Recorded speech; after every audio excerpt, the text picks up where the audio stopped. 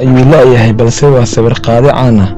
Waxaa laga yaabaa dadka sawirada qaado marka aad la kulanto inay sameeyaan waxyaabo caado u ah si sawirada ay ka qaadayaan ay u noqdaan kuwo qurux badan, sida inay ku yiraahdaan sidaa u istaag, halkan u jeedso, istoosi, dhowl cadee iyo wixii la mid ah.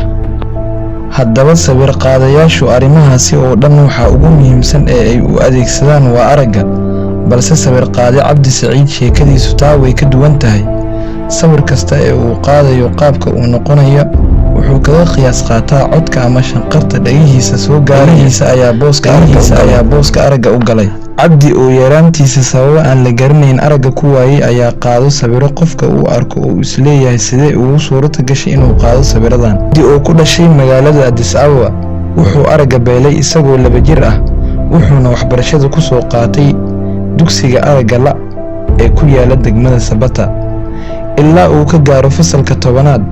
Wuxuu mar waliba ku hamin jiray inuu sawir qaado noqdo, maadaama uu arintaas xiiseyn jiray inuu aragga la yahayna kama aysan hor istaagi jirin in riyadiisa uu rumeeyo. Kadibna waxa uu ka qalin jabiyay jaamacadda Addis Ababa qaybta luqadaha, wuxuuna ka shaqo galay magaalada Addis Ababa isaga oo xirfadda wariyinimo ku shaqaysanaya, taasoo u abuurtay fursad uu mar kale riyadiisa ahayd inuu sawir qaado noqdo uu ku gaaro. Maadaama aan ahaa wariye wararka soo ururiya, waxaan inta badan shaqada wada qaban jirnay sawir qaadayaal iyo kuwa muuqaalada duuba. Halkaas ayaan ka bilaabay inaan xiriirkii ugu horeeyay ee kaamirooyinka la yeesho, ayuu yiri Cabdi oo xusuusanaya sida uu ku bilaabay. Hubka ugu weyn ee aan u isticmaalo qaadida sawirada waa maqalka, ayuu yiri isaga oo sheegaya in dadka uu sawirada ka qaadayo uu weydiiyo su'aalo dhowr ah. Sawirka uu qaadayo ay ku xiran tahay jawaabta ay su'aalaha ka bixiyaan.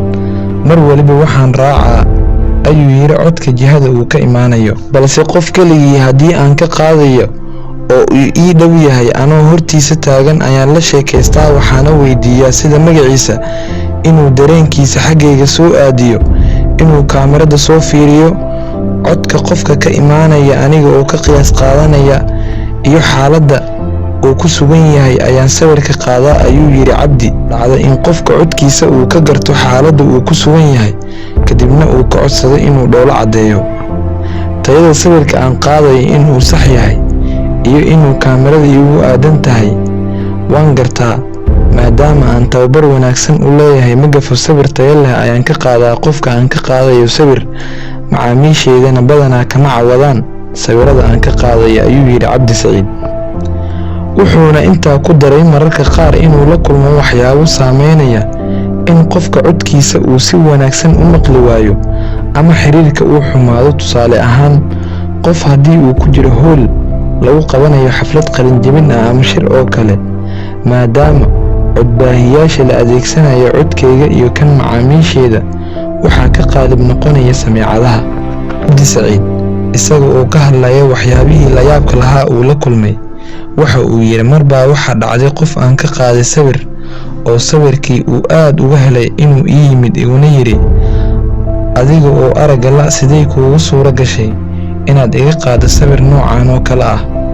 Waa uu i rumaysan waayey oo ookiyaalaha ayuu iga bixiyay si uu u hubiyo inaan aragga naafo ka ahay. Xirfadiisa kuma koobna sawir qaadidda, wuxuu sidoo kale leeyahay xirfad kale sida dayactirka qalabka korontada ku shaqeeya oo inta badan gurigiisa wixii koronto la xiriira oo ka xumaaday inuu isaga gacantiisa ku dayactiro.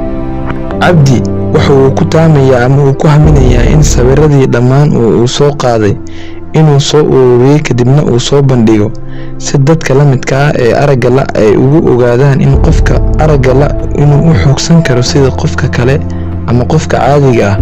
Wuxuuna aaminsan yahay in indhaha uu Ilaahay ugu talagalay in wax lagu arko balse uusan ahayn kan lagu fakiro. Hadda Cabdi oo ay da'diisu tahay 33 jir, waa xaasle leh 2 carruur ah.